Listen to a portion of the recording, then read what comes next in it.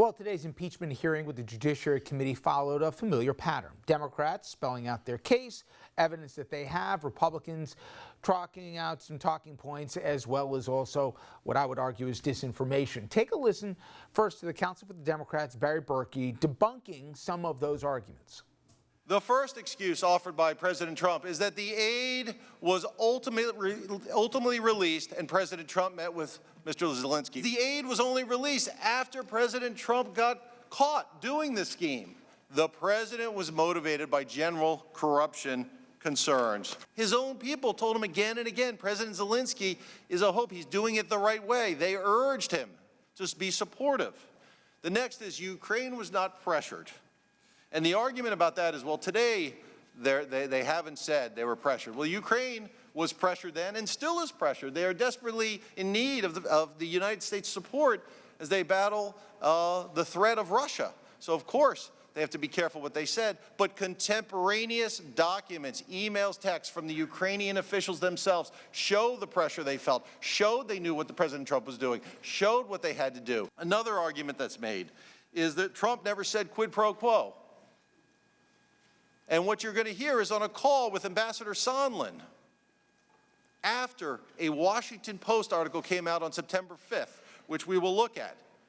After that, there was a Washington Post article that came out that, again, exposed the Ukrainian scheme. Days after that, President Trump was on a phone call with Ambassador Sondland and without prompting said there was no quid pro quo because he got caught. So he's offering his defense. Now, this next bite is exactly what Burke was talking about here. Here is ranking Republican on the Judiciary Committee, Congressman Doug Collins. There have been famous moments in impeachment as we've gone forward. There are famous lines from Nixon like, what did the president know and when did he know it? From the Clinton impeachment, there was, I did not have sex with that woman. What would be known about this one is probably, where's the impeachable offense? Why are we here? I tell you, this may be, though, become known as the focus group impeachment. Because we don't have a crime, we don't have anything we can actually pin, and nobody understands really what the majority is trying to do, except that interfere and basically make sure that they believe the president can't win next year if he's impeached.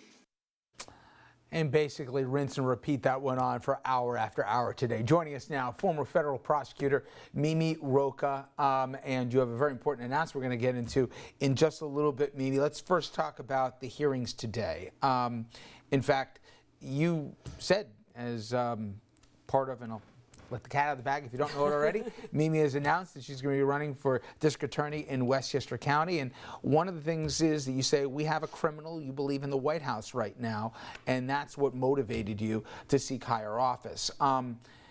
It's almost like I'm waiting for a hidden camera to come out sometimes with some of the insanity that I'm hearing. The idea that somebody would yell, no quid pro quo, after an article comes out alleging just that would absolve you of all the things you've done. We've really entered like a twilight zone with some of these arguments we keep hearing, and they seem to be becoming more strident by the day.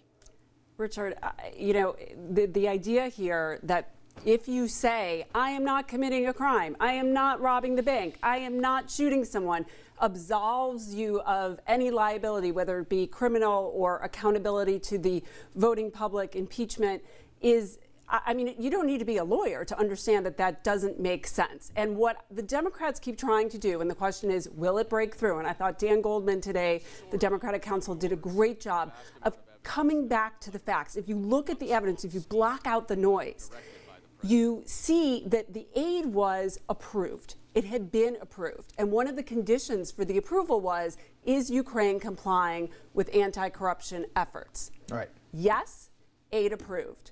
When does Trump freeze it?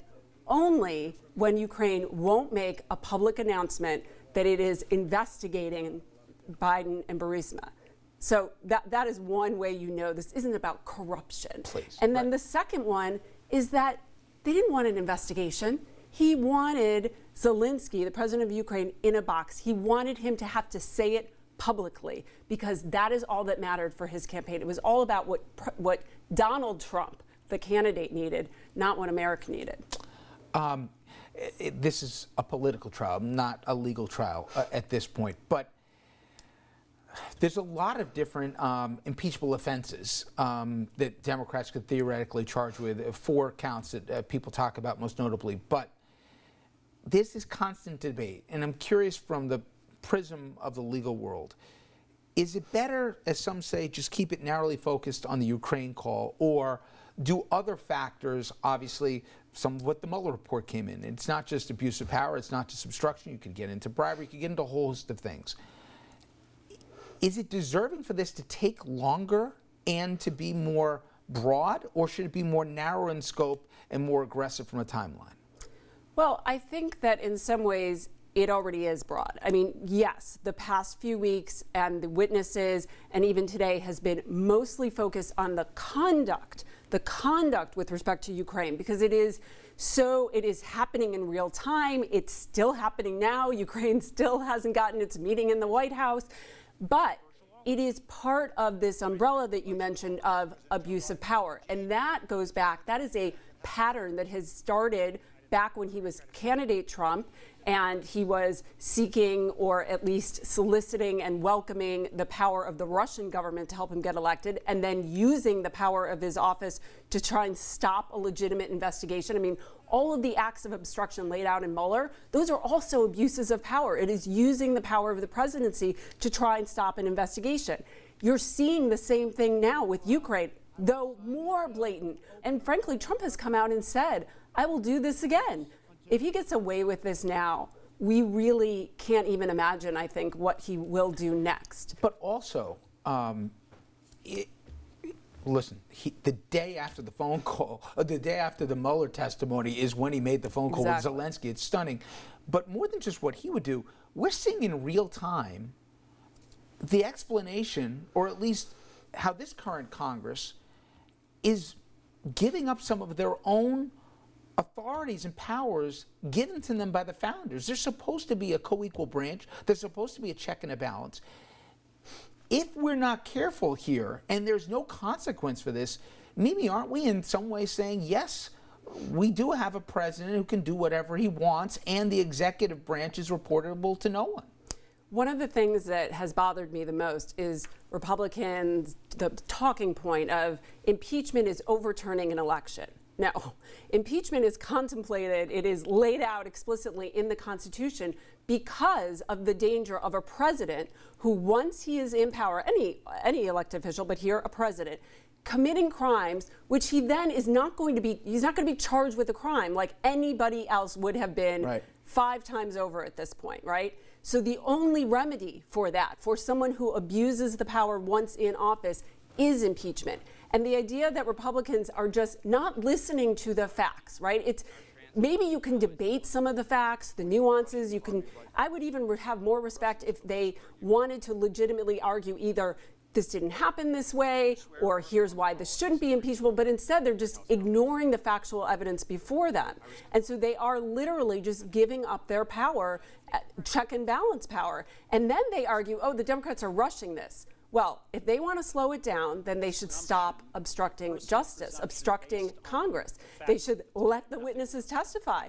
Where is, Mulvaney? Where is Pompeo? Where is Giuliani? All of those witnesses have relevant information that, we all know wouldn't help Donald Trump, or they would be testifying.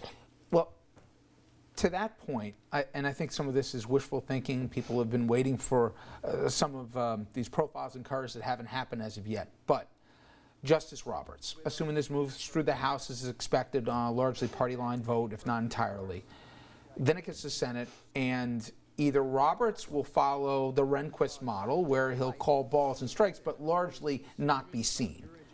Or, if, as has been led to believe, he really has concerns that the Supreme Court or that the Justice Department is seen as a political arm just as much as the executive and legislative one, he might say no. I'm going to really do my best to have an up-and-up trial, not a circus, and some people hope that if the Democrats try, he might compel certain people to testify, might fast-track some cases that are before the high court here that would be relevant to this, or might even have some evidence be able to be entered that we could actually see as the American public. Do you hold out those kind of hopes for Roberts or not?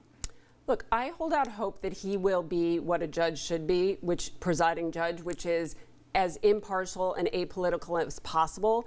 And in this context, if he is that, it will help the Democrats, right? I do not think he will buy into this idea of calling Joe Biden as a witness because, and I'm not saying Joe Biden did or didn't do anything, but it is irrelevant to the facts we are deciding now, right?